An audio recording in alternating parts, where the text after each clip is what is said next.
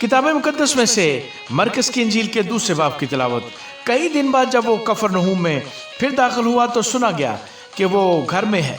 फिर इतने आदमी जमा हो गए कि दरवाजे के पास भी जगह न रही और वो उनको कलाम सुना रहा था।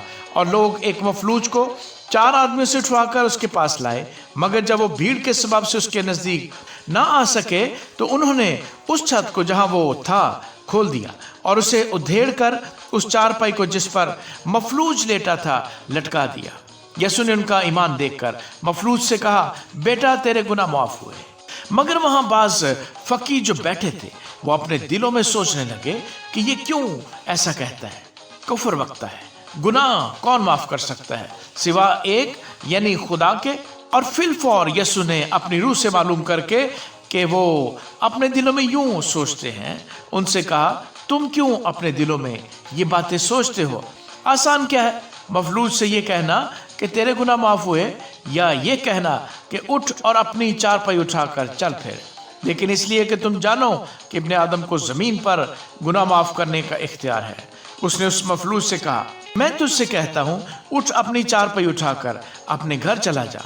और वो उठा और फिलफौर चारपाई उठाकर उन सबके सामने बाहर चला गया। चुनांचे वो सब हैरान हो गए और खुदा की तमजीद करके कहने लगे, हमने ऐसा कभी नहीं देखा। वो फिर बाहर झील के किनारे गया और सारी भीड़ उसके पास आई और वो उनको तालीम देने लगा। जब वो जा रहा था तो उसने हल्फई के बेटे लावी को मैसूर की चौकी पर बैठे देखा और उससे कहा, मेरे पीछे हो ले।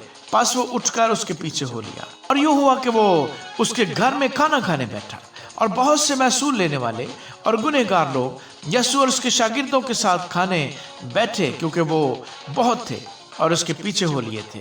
और फरीसियों के फकीहों ने उसे गुनहगारों और मैसूर लेने वालों के साथ खाते देखकर उसके शागिर्दों से कहा, ये तो मैसूर लेने वालों और गुनहगारों के साथ खाता पीता है। यसु ने यह सुनकर उनसे कहा, तंदुरुस्तों को तबीब की जरूरत नहीं, बल्कि बीमारों को। मैं रास्तबाजों को नहीं बल्कि गुनहगारों को बुलाने आया हूँ। और यूहन्ना के शागिर्द और फरीसी रोजे से थे।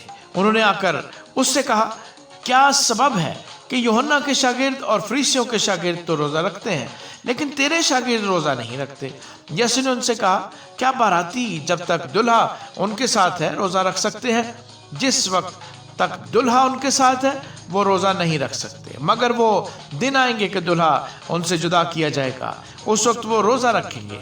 कोने कपड़े का पेबंद पुरानी पोशाक पर कोई नहीं लगाता, नहीं तो वो पेबंद उस पोशाक में से कुछ खींच लेगा, यानी नया पुरानी से, और वो ज्यादा फट जाएगी।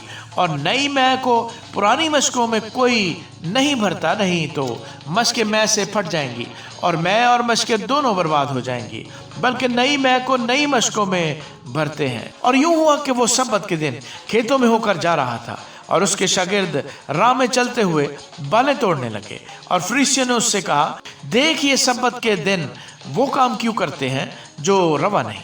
उसने उनसे कहा, क्या तुमने कभी नहीं पढ़ा कि दाऊद ने क्या किया जब उसको और उसके साथियों को जरूरत हुई और वो भूखे हुए?